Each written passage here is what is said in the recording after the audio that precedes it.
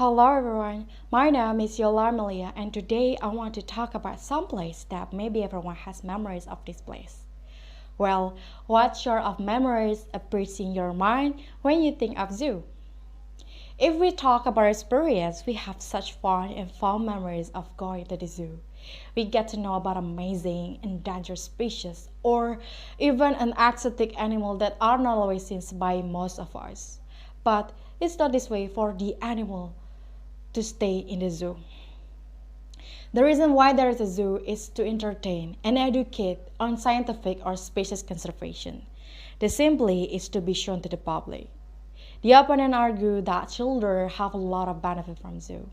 And according to the zoological director of the Islam London say zoo engages the huge audience with wildlife and inspiring the conservationists of tomorrow.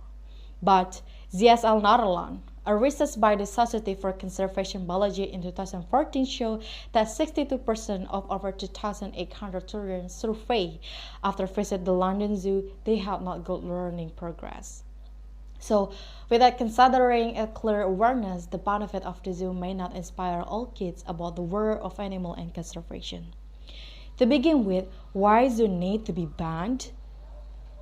Zoo are prison for animals. They just camouflaging their cruelty with conservation claim. Why? Because animals in zoos suffer tremendously both physically and mentally. They often display neurotic behavior like repetitive pacing, swaying, and barbiting. The animal become dependent on human when they are in captivity. When animals are in captivity, they lose their instinct. The animal look for human to take care of them and feed them. But when they can find them, they don't know what to do. They can't find any food, so they starve to death. Let's take an example. If penguins get along in the zoo with hot temperature degrees, which is different with their habitat. So when the penguins are released back into the natural habitat, they can survive with the degrees and the ability to find their food. At this point, I want to ask you, if you had the opportunity to save animal or endangered species, what is your wise step to handle this problem? The president of